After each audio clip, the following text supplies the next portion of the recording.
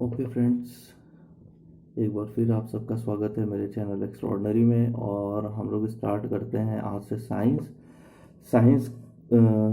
Science section से UPPCS prelims exam में जो भी क्वेश्चन आया उन सबको हम सॉल्व करेंगे फ्रॉम 2019 टू 2014। और साइंस के लिए सबसे पहले तो मैं ये कहूँगा, जो स्ट्रैटेजी वाला लेक्चर था वो प्लीज़ मेरा देख लीजिएगा, ताकि आपको ये पता चल जाए कि हमें किन सोर्सेज को यूज़ करना है, पहली चीज़। दूसरी चीज़ देखिए, साइंस क्या है, science is basically depends upon the observations. ठीक है, तो ये बहुत ज़रूरी है, आप कहीं पर भी आए जाएं, खैर अभी तो लॉकडाउन चल रहा है, सो इसके अलावा कहीं पर भी आए जाएं, हॉस्पिटल कभी गए या आप कहीं देख रहे हैं कोई चीज़, आप सूरज की ओर देख रहे हैं, आप चांद की ओर देख रहे हैं, आप तारों की ओर देख रहे हैं, तो कोई ना कोई हर चीज़ से कोई ना कोई कॉन्सेप्ट जुड़ा हुआ है। आप चाय पी रहे हैं, ठीक है, हर चीज़ से फिजिक्स, केमिस्ट्री, बायोलॉजी का कोई ना कोई कॉन्सेप्ट जुड़ा हुआ है। तो आप जितना ज़्यादा खुद को कनेक्ट करेंगे इन सारी चीज़ों से, उतना ही ज़्यादा आप चीज़ों को समझ पाएंगे। आपको मैं ऐसे बहुत सारे क्वेश्चन दिखाऊंगा जो केवल आपके अनुभव के आधार पर ही सॉल्व हो सकते हैं, मतलब उसके लिए आपको विशेष कोई स्टडी की आवश्यकता नहीं है। ठीक है, सो लेट वी स्टार्ट। पहले हम लोग 19, 18, 17 का सॉल्व करेंगे, उसके बाद 16, 15, 14 के पेपर्स सॉल्व करेंगे। चलिए दोस्तों, स्टार्ट करते हैं। Okay friends, so let we start with Telegram group. Telegram group में हम लोग का चैनल है एक्स्ट्रॉर्डनरी। एक्स्ट्रॉर्डनरी में हम लोग को अब साइंस स्ट्रैटेजी, प्लीज़ आप एक बार चेक कर लीजिएगा। Then we start with science. ठीक है, साइंस 2019 का पेपर है। चलिए पहले क्वेश्चन से स्टार्ट करते हैं। निम्नलिखित में से किस जीव का रंग सफ़ेद होता है? अब देखिए, फिर मैंने क्या कहा, बस आपको लॉजिकल रहना है। अब छिपकली आप खुद ही जानते हैं, आप कभी नहीं देखा। खटमल, खटमल का तो मैंने नहीं देखा। छिपकली का तो देखा ही है, लाल मच्छर को मारा, चल लाल लाल। तो हमारे पास एक बचता है तिलचट्टा। तिलचट्टा हमने कई बार देखा है ना, मारते हैं सफ़ेद सफ़ेद निकलता है खून। नाइट्रोजन स्थिरीकरण जीवाणु किस पौधे की जड़ के साथ संयोजन करते हैं? ठीक है, वो है दालें। ठीक, दालों को नाइट्रोजन की बहुत ज़्यादा आवश्यकता होती है, इसीलिए ये प्रोटीन की बहुत अच्छी सोर्सेज होती हैं। ठीक है, जब किसी साबुन के बुलबुले को आवेशित किया जाता है तो निम्नलिखित में से क्या घटित होता है? ठीक है, ये साबुन का बुलबुला है। ठीक, अभी कह रहे हैं इसे आवेशित किया जाता है। आवेशित करने का मतलब इसमें कोई चार्ज, यानी इसमें करंट फ्लो कराई जाती है, बस इतना समझिए। तो जो करंट होती है वो दो तरह की होती है, ये आपको पता ही कि नहीं, एक प्लस एक माइनस। ठीक है, प्लस और माइनस, बिना प्लस माइनस के कुछ होता ही नहीं है भैया यहाँ। ठीक, तो जैसे ये बुलबुला है, अब आप इसमें प्लस देंगे तो क्या होगा, यहाँ पर plus plus plus plus plus plus plus plus आ जाएगा। ठीक, और आपको क्या पता है कि भाई जो ये प्लस प्लस होते हैं वो एक दूसरे को क्या करते हैं, रिपल्स करते हैं। जो सेम चार्ज होते हैं वो एक दूसरे को क्या करते हैं, रिपल्स करते हैं।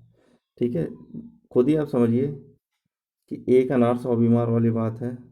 तो उसके लिए तो भाई दो लोगों में झगड़ा हो गई, तो ये दोनों एक दूसरे को रिपल्स करेंगे, और जैसे रिपल्स करेंगे ये बुलबुले का आकार क्या होगा, त्रिज्या क्या होगी, बढ़ जाएगी। तो त्रिज्या बढ़ जाती है। ठीक है, इसमें से कौन सा सम्मिलित नहीं है?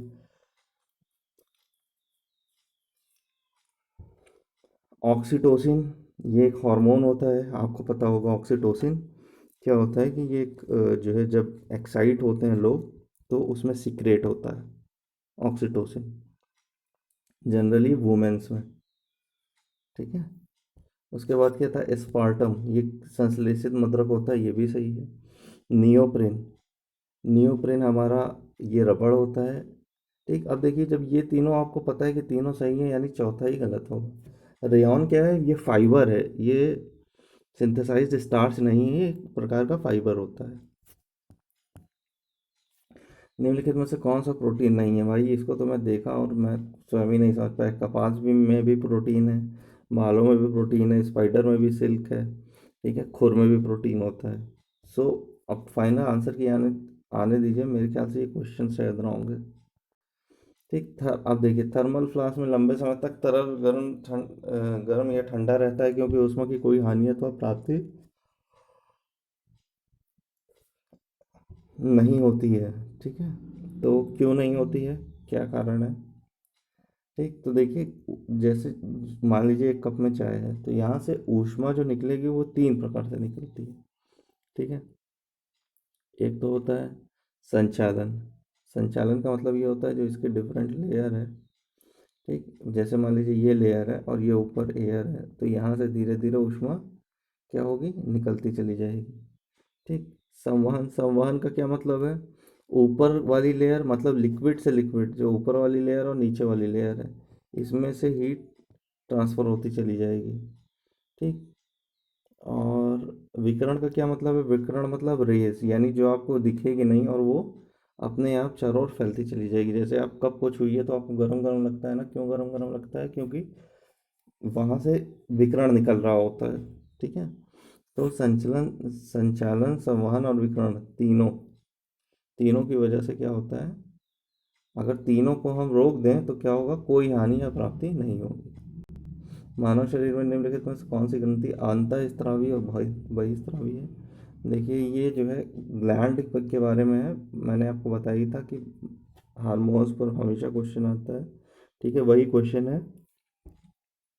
अब अंतःस्रावी बहिस्रावी क्या है, देखिए अंतःस्रावी क्या होता है कि ऐसी ग्रंथियाँ होती हैं बॉडी में जो क्या करती हैं, वो आपके ब्लड में डायरेक्ट लिक्विड छोड़ देती हैं।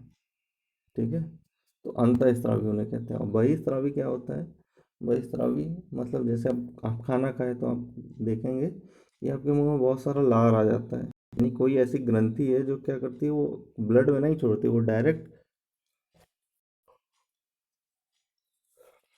सोर्स में छोड़ती है, तो उसे बहिस्रावी कहते हैं। ठीक है, तो बहिस्रावी ग्रंथियों में कौन सी है, अंतः और बहिस्रावी दोनों, पेनक्रियास। ठीक है, पेनक्रियास जो है ब्लड शुगर को भी कंट्रोल करती है, ब्लड में डायरेक्ट इंसुलिन छोड़ करके, और खाने को पचाने के लिए बहुत सारे जूसेस भी डायरेक्ट खाने में भेजती है। ठीक है, इसलिए ये अंतः और बहिस्रावी दोनों है। ठीक, तुलसी के पौध औषधीय पौधा निम्नलिखित किसके कारण होता है, फिनॉल और फ्लेवोनॉइड के कारण। ठीक, ये तो शायद बताए वो अलवणीकरण, समुद्री जल, अच्छा इसमें ये तीनों तो सही हैं, इसमें सुमेलित क्या नहीं है, पाश्चुरीकरण। पाश्चुरीकरण आपको पता ही है, चाय का नहीं होता, दूध का होता है पाश्चुरीकरण। पाश्चुरीकरण क्या होता है, जो दूध होता है, दूध को क्या किया जाता है, 100 डिग्री सेल्सियस पे जब हम बॉयल कर देते हैं तो जितने इसमें जो है वो होते हैं, जितने बैक्टीरियाज होते हैं वो अपने आप मर जाते हैं। ठीक है, निम्नलिखित में कौन सा एक शाकनाशक का उदाहरण है? शाकनाशक का ये मतलब होता है जो खेतों में खरपतवार जिसे कहते हैं, मतलब जो जो अनचाहे पौधे निकल जाते हैं उन्हीं को कहते हैं। और सोडियम क्लोरेट यूज होता है एज ए शाकनाशक। मानव आहार में पॉलिश किए हुए चावल के उपयोग से कौन सा रोग हो जाता है? देखिए, जो चावल पॉलिश किया जाता है उस पर से क्या होता है, थायमीन यानी विटामिन B1, ये रिमूव हो जाता है, और विटामिन B1 की कमी से क्या होता है, बेरी बेरी। निम्नलिखित में कौन सा युग्म सुमेलित नहीं है? ठीक, अब इसमें कौन सा सुमेलित नहीं है, विटामिन B6, धान का चोकर, ये सही है। ठीक है, और vitamin B2, code liver oil. ठीक है, कॉड लीवर ऑयल से केवल आपको विटामिन A और विटामिन D मिलता है। ठीक है, विटामिन B2 नहीं मिलता। गेहूं अंकुर तेल, vitamin E, alpha alpha vitamin के। अल्फ़ा अल्फ़ा क्या है, एक पत्ती टाइप की होती है, विटामिन के बेसिकली ये खून के थक्के को जमाने के लिए प्रयोग होता है। ठीक है,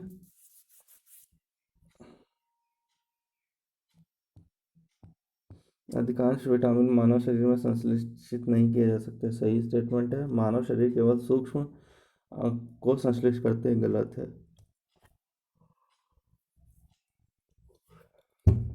तो असर्शन सही हो जाएगा और रीजन रॉन्ग हो जाएगा। इसके बाद इसमें देखिए क्या है, एक दो सम्मिलित करते हैं। ठीक है, तो केवलार, केवलार हमारा क्या होता है, संश्लेषित रेशा है। जिंक फॉस्फाइड आपको पता होगा, चूहे मारने वाली दवा लेंगे उस पर लिखा रहता है बड़ा बड़ा, तो C4 से ही देखिए आंसर निकल जा रहा है, C4 से, ज़्यादा दिमाग लगाना ही नहीं है। ठीक है, नेक्स्ट देखते हैं, निम्नलिखित में से किसी वस्तु के नमूने को हवा में खुला रखने पर कुछ समय पश्चात गायब हो जाता है, जैसे कपूर, नैप्थलीन, शुष्क बर्फ। इस परिघटना को क्या कहते हैं?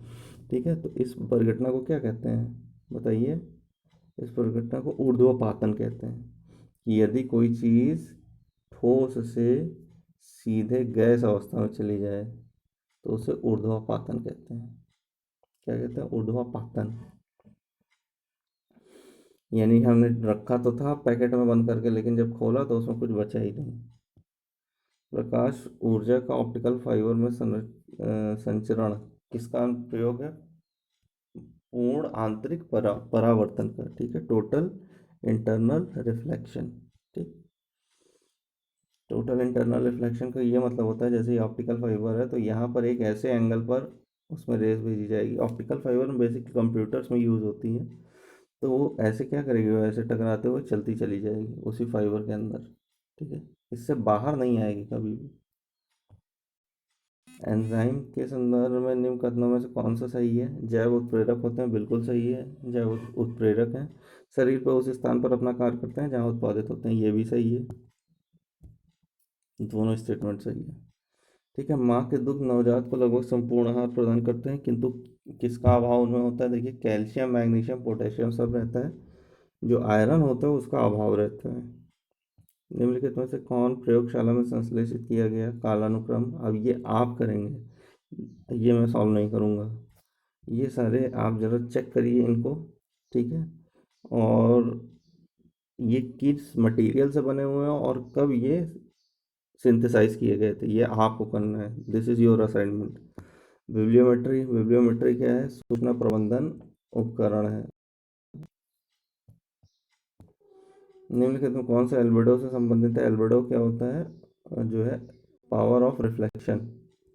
ठीक है, पावर ऑफ रिफ्लेक्शन यानी कोई भी सरफेस होती है वो कितने अच्छे से चीज़ों को रिफ्लेक्ट कर सकती है।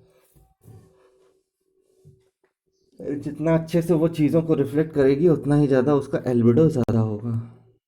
श्याम वीवर क्या होता है? श्याम वीवर क्या किसे कहते हैं? श्याम वीवर कहा जाता है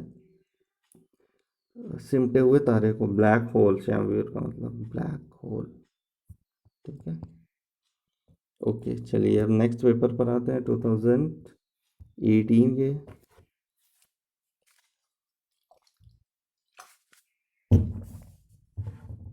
निम्नलिखित में से कौन कीटों से प्राप्त नहीं होता? अब देखिए, सब लॉजिकल। रेशम पता है कीट से होता है, लाख भी कीट से, शहद भी कीट से, लेकिन मोती क्या होता है? मोती जनरली कीट से प्राप्त नहीं होता। निम्नलिखित में से किसका वेग अधिकतम होता है? तो आपको पता है ये प्रकाश का वेग अधिकतम है, इससे ज़्यादा किसी का वेग हो ही नहीं सकता। ग्राफीन क्या है? ग्राफीन बेसिकली कार्बन का क्या होता है? समस्थानिक होता है ग्राफीन। ठीक, आइसोटोप होता है। जैसे इसका यूज़ नैनो प्रतिरूप बनाने में भी किया जाता है। ठीक है, ध्वनि का वेग अधिकतम किस में होता है? ध्वनि हमेशा याद रखिएगा, जो साउंड होता है वो हमेशा किसी मीडियम में ही फ्लो कर सकता है, यानी किसी माध्यम में ही फ्लो हो सकता है। निर्वात में तो कभी फ्लो ही नहीं हो सकता। और माध्यम जितना डेंस होगा उतना ही ज़्यादा फ्लो करेगा, तो इस्पात में फ्लो होता है। ठीक है, धुएं में आंखों को प्रभावित करने वाला कौन सा शक्तिशाली उत्तेजक होता है? ठीक है, धुएं में पैरा एसिटाइल नाइट्राइल, पैन।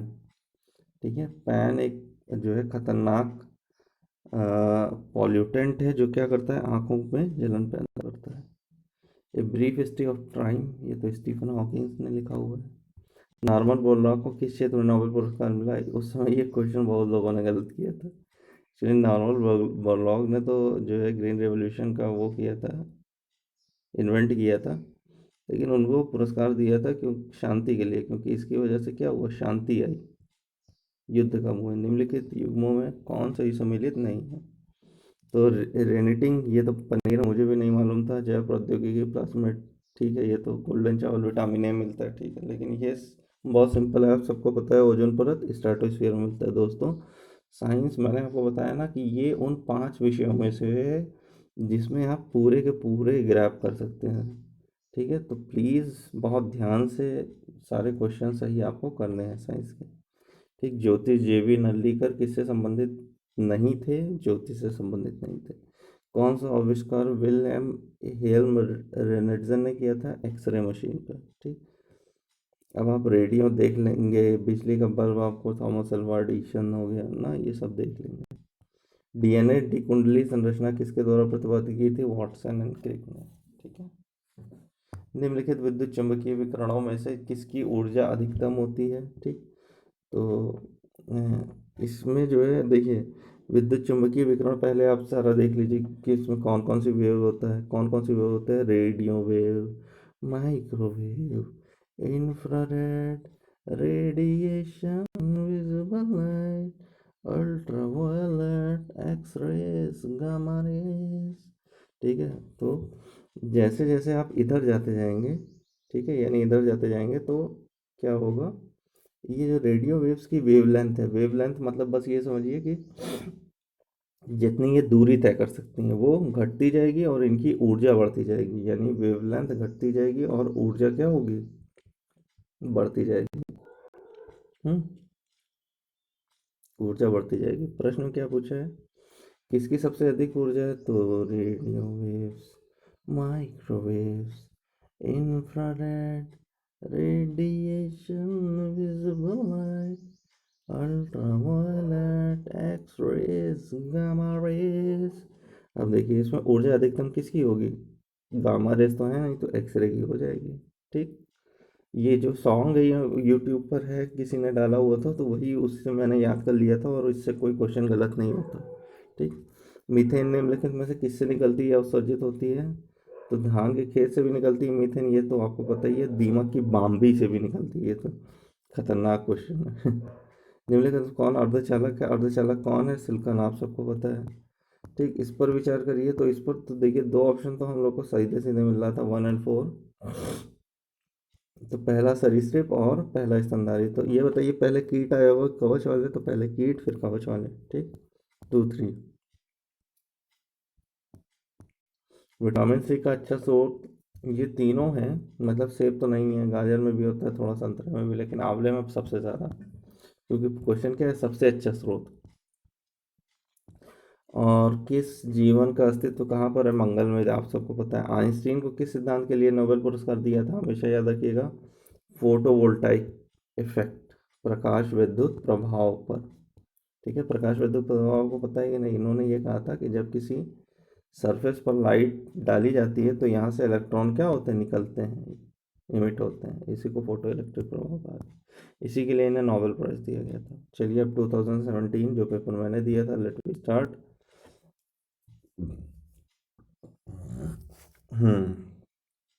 मानव शरीर सेलुलोज के पाचन में अक्षम है, बिल्कुल सही बात है। मानव शरीर में स्टार्च अपघटक एंजाइम डाइटेस विद्यमान रहता है, ये भी सही बात है। ठीक है। तो असर्सन रीजन सही है। सेलुलोज देखिए क्या होता है, सेलुलोज का मतलब घास फूस।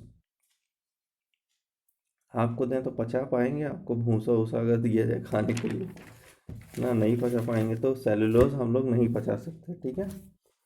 तो ये सही है। और जो स्टार्च अपघटक एंजाइम डाइटेज है वो भी होता है, लेकिन अच्छा, मानव सेलुलोज क्यों नहीं पचा पाता? क्योंकि मानव शरीर में स्टार्च अपघटक एंजाइम डाइटेज विद्यमान है।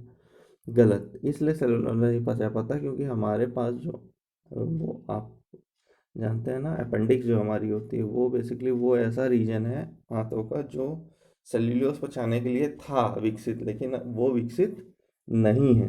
ठीक है। तो वो बेसिक रीज़न है। तो असर्शन रीज़न ट्रू है, लेकिन जो है स्पष्टीकरण सही नहीं है। सुई चुभाने पे कौन सा अंग दर्द महसूस नहीं करेगा? अब किसी को क्या पता भाई? मस्तिष्क। ठीक। गैस। किसके खुर नहीं होते हैं? अब मैं भी सोचने लगा कि यार हिरण, जेबरा, घोड़ा का तो देखे हैं, गीदड़ी का नहीं होगा ना। फलों में मीठे स्वाद के कारण फ्रक्टोज, ये पढ़ लीजिएगा भाई।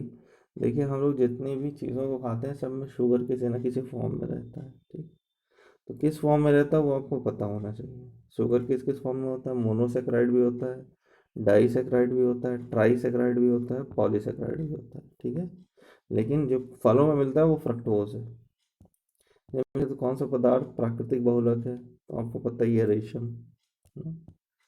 निम्नलिखित में कौन सा संयोजित नहीं है? देखिए इंसुलिन क्या करता है? ब्लड शुगर कंट्रोल करता है। मेलाटोनिन निद्रा का नियंत्रण। देखिए जब हम लाइट बंद करते हैं तो हमारे बॉडी में मेलाटोनिन बनना बढ़ जाता है। ऑक्सीटोसिन स्तन ग्रंथि में दूध का निस्तारण, ठीक है, ये अब पिछले वाले उसमें भी आया था कि वुमेन्स में पाया जाता है। और गैस्ट्रिन रक्तचाप का नियमन, गैस्ट्रिन क्या करता है भाई, गैस समझ में आ रहा है, खाने को पचाने में, मतलब गैस्ट्रिन सिक्रेट जब होता है तभी स्टोमक में जो HCl बनता है, एसिड बनता है, वो इसी गैस्ट्रिन की वजह से बनता है, ठीक है। तो रक्तचाप का नियमन ये नहीं करता। यूरिया क्या है, एक नाइट्रोजन युक्त कार्बनिक यौगिक है। अब ये कैसे याद था कि नाइट्रोजन युक्त कार्बनिक यौगिक है, यूरिया से एक चीज़ तो पता है, नाइट्रोजन होता है, लेकिन इसका जो फॉर्मूला होता है CHN करके कुछ होता है, तो इसका मतलब कार्बन तो उपस्थित है, इसलिए कार्बनिक यौगिक हो गया और नाइट्रोजन युक्त है। LPG सिलेंडर रिसाव से उत्पन्न दुर्गंध निम्नलिखित में से किसकी होती है, ठीक है, किसकी होती है, इथाइल मेर्कैप्टन उसमें डाल दिया जाता है ताकि जैसे गैस निकले महकने लगे। निम्नलिखित कौन सा आनुवांशिक रोग नहीं है, रतौंधी कोई आनुवांशिक रोग नहीं है, ये ध्यान रखिएगा, ठीक है। रतौंधी आनुवांशिक रोग नहीं है। रात में जो नहीं दिखता है वो बेसिकली विटामिन ए की कमी से हो जाता है, ये जरूर याद रखिएगा, रतौंधी और वर्णांधता। पिछले शायद 2019 वाले में शायद मुझसे ये चीज़ मैंने गलत शायद बताई है। नहीं नहीं, ठीक है, उसको प्लीज़ देख लीजिएगा। आनुवांशिक रोग ये रतौंधी नहीं होती, वर्णांधता एक आनुवांशिक रोग है, याद रखिएगा, वर्णांधता, ठीक है।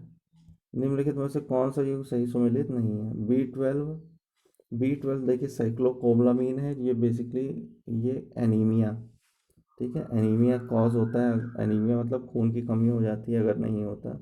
विटामिन सी होता है प्रतिस्कर्वी, ठीक है, विटामिन सी आपको पता है स्कॉर्बिक एसिड, और वो क्या करता है, स्कर्वी से बचाता है। विटामिन डी बंध्या रोधी कारक ना, तो विटामिन डी, ठीक है, बंध्या रोधी से इसका संबंध नहीं है, बंध्या रोधी से संबंध है B6 हमारा होता है, B3 बेसिकली होता है, वो क्या करता है, वो बंध्या रोगी से संबंधित होता है, जैसे B3, जिसे पेंटाथेनोइक एसिड कहते हैं, ठीक है, तो उसको ध्यान रखिएगा। विटामिन डी कैल्सिफेरॉल, ठीक है, बेसिकली विटामिन के प्रति रक्त स्त्रावी कारक, ठीक है, विटामिन के की कमी से खून का थक्का नहीं जमता है, ठीक है, तो ये उसका ठीक हो गया, तो विटामिन डी गलत हो गया। आयोडीन की कमी से क्या होता है, आयोडीन की कमी से घेंगा होता है, सबको पता है। अंगूर इमली केला में क्या होता है, सबसे बहुत ज़्यादा टार्टेरिक एसिड होता है, ठीक है। साइट्रिक एसिड किस में होता है, नींबू में होता है। एस्टिक एसिड किस में होता है, एस्टिक एसिड होता है केले में। लैक्टिक एसिड किस में होता है, दूध में होता है, ठीक है। निम्नलिखित इन दोनों में से कौन सा न्यूनतम पर्यावरणीय प्रदूषण करता है, हाइड्रोजन। अच्छा, किस किस निम्नलिखित में से किसका मस्तिष्क उसके शरीर के अनुपात में सबसे बड़ा होता है, सबसे बड़ा किसका होता है, चींटी का होता है, ओके।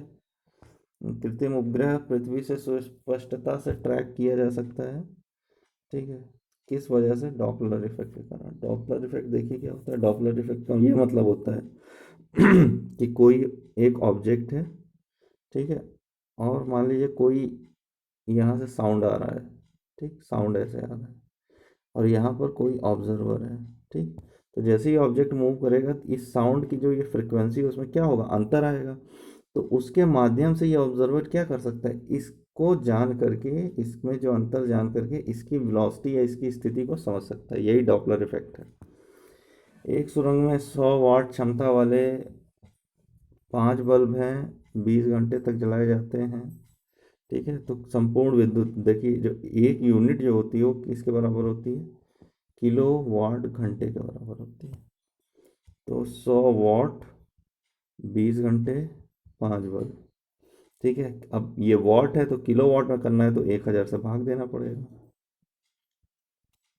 1 2 3 2 पंजे 10 यूनिट खर्च होगी, ठीक है, 10 यूनिट खर्च।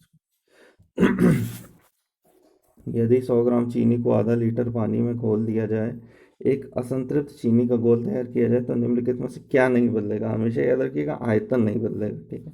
द्रव्यमान तो बदल गया क्योंकि आपने 100 ग्राम चीनी पानी में ऐड कर दिया तो बढ़ गया मास, सांद्रता भी बदल जाएगी, घनत्व भी बदल जाएगा, ठीक है, लेकिन आयतन नहीं बदलेगा। मोबाइल चार्जर होता है, ठीक है, एक अपचाई ट्रांसफार्मर, और अपचाई उपचाई क्या है, देखिए अपचाई हमेशा याद रखिए, जहाँ पर अपचाई यानी गिरना, किसका गिरना, वोल्टेज का गिरना। ठीक, अपने मोबाइल चार्जर में 220 वोल्ट लगा देंगे तो फट जाएगा। ठीक, तो अपचाई ट्रांसफार्मर यूज़ होता है। उपचाई यानी वोल्टेज को बढ़ाना, वोल्टेज को बढ़ाना यानी कई लोग के घर में वोल्टेज धीमा होता है तो स्टेबलाइजर लगाते हैं, तो वो उपचाई ट्रांसफार्मर होता है। ठीक है। पित्ताशय में पत्थर निम्नलिखित में से किसका पाचन प्रभावित रहता है।